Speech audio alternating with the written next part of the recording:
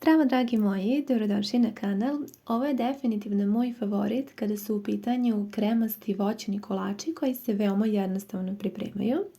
Za početak za kremu bit će vam potrebno ukupno 8 žumanaca, 8 kašika kristal šećera i 5 kašika brašna. Sve kašike su supene.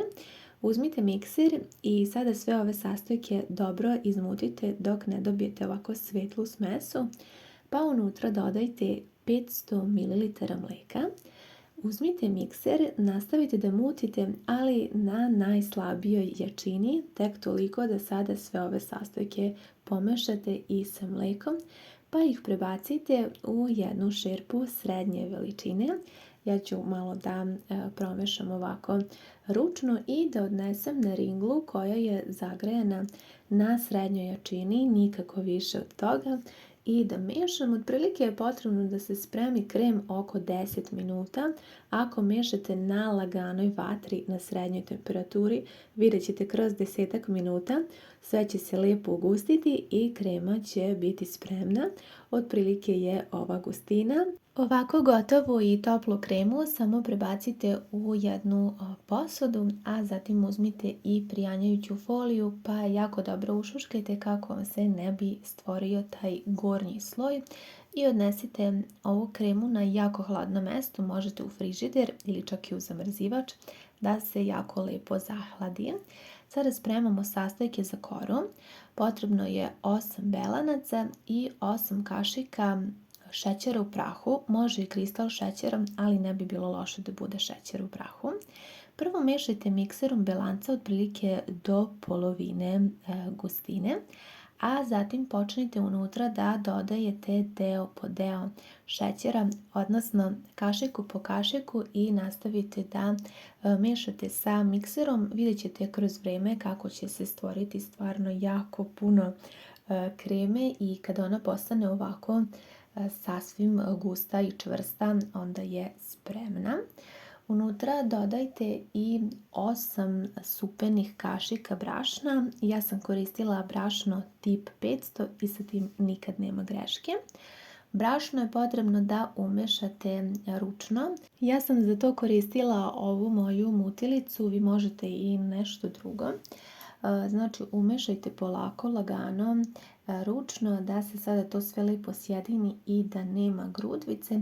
Malo će izgubiti na volumenu kako budete mešali sa brašnom i otprilike bi trebalo da bude ova gustina belanaca kada zajedno sve promešate. Uzimam tepsiju koja je dimenzije 25 x 40 cm, to je znači malo veća tepsija.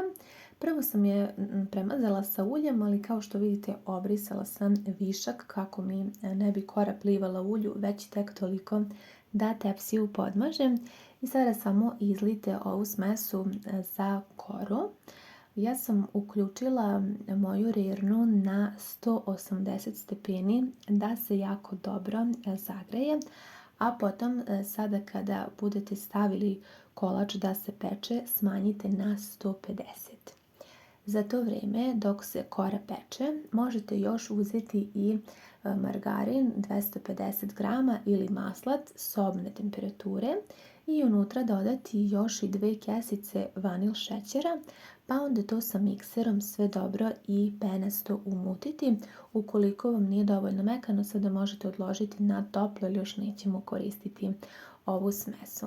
Nakon 20 minuta kora je pečena i potrebno je ovako tek toliko blago da porumeni, nikako da se prepeče.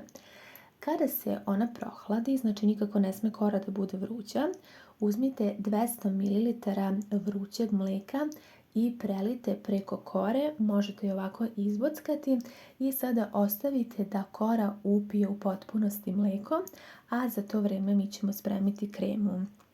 Krema se lepo prohladila, sklonit ćemo prijanjajuću foliju i dodajemo unutra umućen margarin, pa ćemo sada sve zajedno da umutimo i ova je krema zaista jako fina i potpuno su provereni sastojci, tako da nema greške. Još možete da umutite i oko 300 ml slatke pavlake ili običan šlag iz kesice, šta imate trenutno kod kuće. Umutite pa ostavite na kratko u frižider da se hladi. Kada smo to uradili, mleko je upila kora i sada možemo da filujemo ovaj naš fini kolač.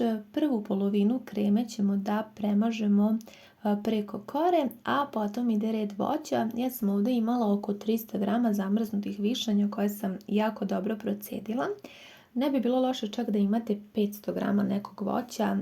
Ja nisam primetila da sam imala pakovanje od 300, tako da mi je malo i zafalilo, ali u suštini, s obzirom da su one dosta i kisele, ispalo je ovo sasvim kako treba, ali ukoliko budete koristili neko drugo voće, slobodno može biti i 500 grama.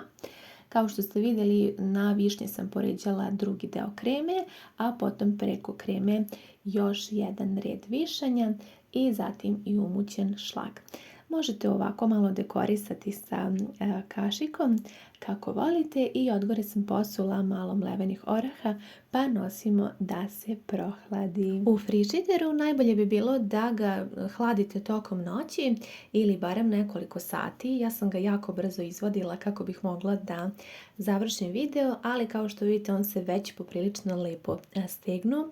Ukus je zaista neverovatan, posebno ukoliko volite kremaste, sočne, osvežavajuće i voćne kolače, onda ćete ovaj sigurno praviti veoma često. Javite mi kako vam se recept dopao, hvala vam mnogo na gledanju i ljubim vas sve puno!